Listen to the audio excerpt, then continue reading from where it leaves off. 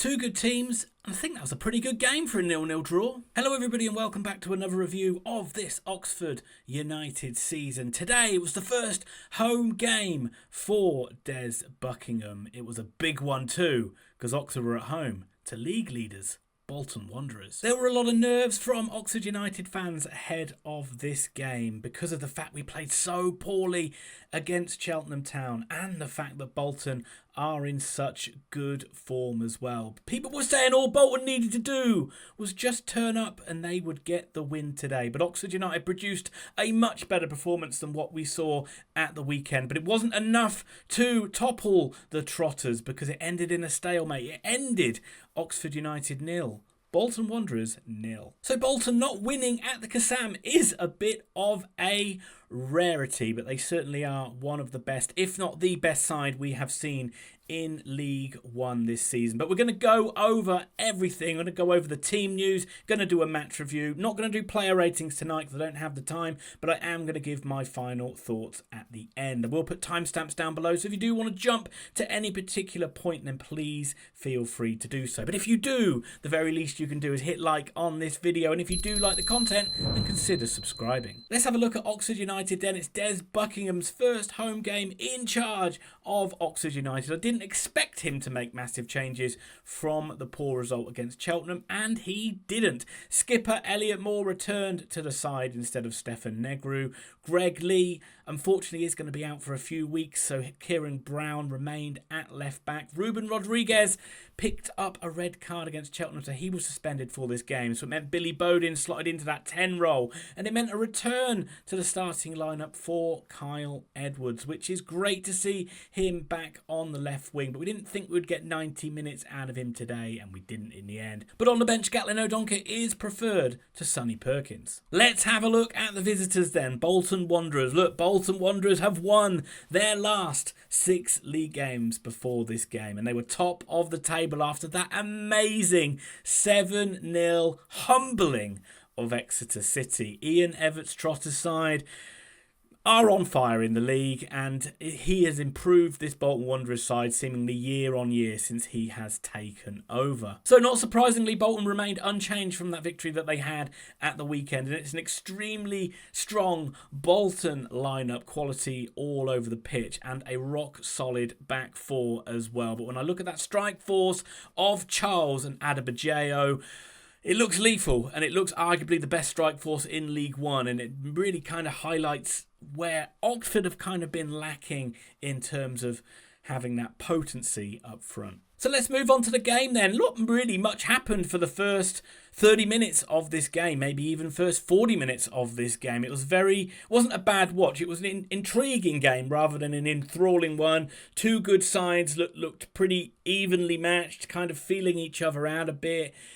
Periods where both kind of sides dominated the ball, both sides quite capable of turning defence into attack rather quickly, and both sides had chances where they got into good areas but couldn't create goal scoring opportunities. But it did look two good sides, and maybe that's me being biased about Oxford United, but I felt it did look two pretty good sides going toe to toe, and it did make for a pretty, as I say, intriguing rather than enthralling first half. It was Oxford who carved out the better chances in the first half, and the first real chance fell to Oxford United, and it was a golden opportunity. Oxford got a bit of a break of the ball, and Mark Harris did well to get the ball to Bodin, and Bodin freed Stan Mills, who was in acres of space, and he was able to drive into the penalty area, but out came Nathan Baxter. Mills one-on-one, just couldn't get the job done. Baxter gets something on it, and it deflects behind for a corner. Great save by Baxter, but Mills should have scored. From the corner, Oxford nearly get a big slice of luck. Kyle Edwards drifts across in. It's one of those ones that just, I don't know whether it held up in the wind or something, but it just looped onto the crossbar. That would have been a huge slice of luck for Oxford United. But then right on the stroke of half-time, Oxford went close again. It was a free kick won by Brannigan on the wide right. People expected him to just cross hit into the box, including Nathan Baxter, but Brannigan went for goal, and it kind of caught Baxter a little bit cold, but he did get back, and to be fair to the Trotters stopper, he made a brilliant save to turn it over the bar. And that was pretty much it for the first half. As I said, chances were at a premium, but a much improved display from an Oxford United point of view from what we saw over Cheltenham. Defensively, I've been critical of the Oxford players at the weekend, but the ones I was critical of the most turned up and did a really good job today, that being Thornley, Stevens, and I think McGuane and Brannigan did a much better job of screening the back four. And so far it's been a pretty strong performance from Oxford United, but Bolton have been pretty strong as well, and with Santos at the back, he is an absolute beast of a defender, and Oxford just don't... Any ball played into the box, he looked like a magnet and was going to win absolutely everything. Bolton didn't force Beadle into a save in the first half, but the link-up play between their forwards was pretty good, and particularly Thomason, Magoma, Eardale and Dacris Cogley, that sort of midfield four behind the front two, certainly got into some dangerous areas, but just obviously couldn't create any goal-scoring chances. Oxford defended their box pretty well. It was a tight game. Very tight game. But I was just wondering how much Oxford might regret that Stan Mills chance. Starting the second half then, early change for Oxford United. Tyler Goodrum came on at half-time for Kyle Edwards. I didn't think Kyle Edwards had 90 minutes in him, and he's only got 45 minutes so far. But Oxford did create a couple of good, decent opportunities in the first couple of minutes. A good chance for Bowden, but it was blocked by Santos. And again, obviously, the rebound, or Oxford recycled it, came through to Bowden again, but he's a scuffed shot, and it was easy for Baxter. But good work by Harris in the build-up. But on about the 50-minute spot, 55-minute spot, Bolton really grew into the game, and they had their best period then. They probably dominated the next 20-25 minutes of this game, and they really pushed Oxford back. They started to create some chances. They worked first of all 55 minutes on the clock. They worked the ball well down the right, and they were able to get Charles in some space in the penalty area. He was on the edge of the box. Moore did well to get out to Charles, and it did deflect behind for a corner, but that was the first time that Charles really got some space in the penalty area, and it was only just a couple of minutes later, and it was another chance for Charles. A ball over the top, and Charles was able to get in on the ball. He sold an Oxford defender a dummy, so he was in on goal on Beadle, but Beadle did really well to come out quickly and smother the shot.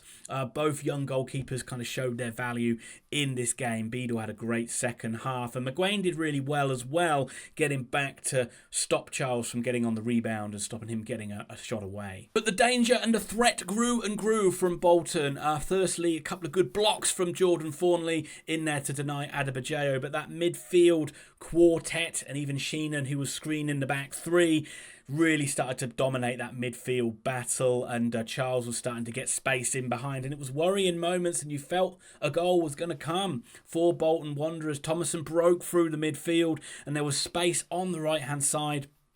Oxford United's right-hand side, Bolton's left for Eardale, but the shot was well saved by Beadle, but it was straight at him. It was a save you would have expected him to make. 69 minutes of the clock, and again the Trossers just cut through our midfield, and again it came out to Eardale, and he got a cross right across goal, and Budvarsson at the back post sliding in. Luckily for Oxford, could only divert the ball back into the hands of James Beadle, who was already on the ground, so it was a bit of a let-off for United. The pressure continued, and what was worrying for me is Bolton just looked the fitter and the stronger side, and we've seen this before. Oxford lose control in the second half of games, and it was happening again, and really from an attacking point of view, we were just reduced to hitting long balls into the channel and hoping that Harris or Murphy, who'd come on as a sub, could run onto it. But defensively, from a defensive point of view, Oxford was still putting a shift in. They still weren't like downing tools. They were still rolling their sleeves up and doing the dirty work, which was encouraging to see. And later on in the game, probably about 80-minute mark, Des Buckingham did finally make some changes, which shored things up a little bit. Stefan Negru came on, Gatlin O'Donker went up top, and it just meant Oxford went to a back of a 3-5-2, and we saw that against Leyton Orient late on in the game, and it worked here as well, where it just kind of nullified the threat a bit more of Bolton, and Oxford wrestled back the control a bit more in the latter stages of this game and started to be a bit more of a threat themselves, but just couldn't really create any goal-scoring opportunities. There was one chance right at the end, right at the 93rd minute or 92nd minute for Thomason on the edge of the box, but his shot was parried behind by James Beadle. That would have been a sickener to lose it at the end. And so, two good sides at the top of the table locked in a stalemate. This one ended 0-0. And that brings me to my final thoughts, and let's have a look at Bolton Wanderers for a start. Trotters fans, let me know your thoughts on this game. You don't have to tell me how soft the Oxford players are for rolling around. We're Southerners. We're built a little bit softer. You have to be delicate with us, and it was cold as well. We don't like the cold that much either. But jokes aside, just let me know what you think about your side. Let me know what you thought about Ian Everett's tactics and. I mean, you looked a really, really strong outfit, and that's obvious to say from the great form you've been on. But in that second half, you really, really stepped it up and pressed forward, and I thought you looked the more likely side to score in that second half for sure. So many quality players through the midfield and up front, watertight at the back as well. All positive signs for Bolton Wanderers this season. They're going to look a really hard side to stop, I imagine. And the strength that comes off the bench as well, like Dempsey, Budvarsson, they would walk into most starting 11s in this league. So yeah, all positive signs for me for Bolton. If not the best side, one of the best sides we played. We haven't played everybody yet, but certainly look a quality team. But let me know, Bolton Wanderer fans, what you think. That leads me to Oxford United. Look, this was a much improved performance from what we saw against Cheltenham Town. It's quite baffling how the side weren't able to almost didn't compete well enough in that game and weren't able to kind of assert their dominance over Cheltenham. But in this one, we were so much better. We were so much more controlled. And whether that's just the style of play that Bolton play as opposed to Cheltenham, which just helped us a little bit. But I just feel we did look a better side in this game. In the second half, it did worry me a little bit. Maybe we have to switch to that 3-5-2 a little bit earlier in the second half so we don't get so overrun in midfield and we can keep that control in the game. But certainly some positive moments. I love the way we turned defence into attack very quickly, particularly in the first half. I thought Stan Mills and Finn Stevens linked up really well down the right-hand side. I thought Harris played well, but again, he just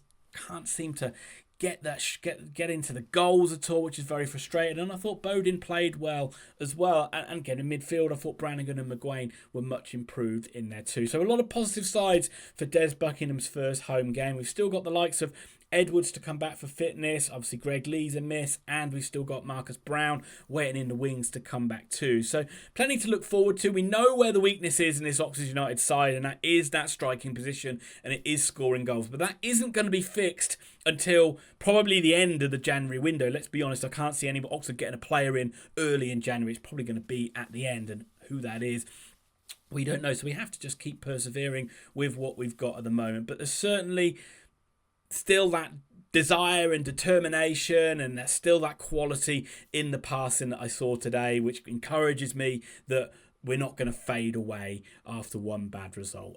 Could have won it today, but obviously could have ended up on a defeat as well. So I think against a really top-notch Bolton Wanderers side, I'm happy to come away with a point. But the tough games keep coming, don't they? Potential banana skin against Grimsby Town. I'm actually not going to cover that game. I'm not going to do a review of the FA Cup Round 2 against Grimsby. So I'll be back to do a review of the Peterborough game. That game looks bloody tough as well. Another side in red hot form. But should be another good one. But thank you very much for watching. Like, comment, subscribe and all that. Want to hear from both sets of fans on this one. 0-0, but a good game. And I'll be back to do a review for the Peterborough game very soon.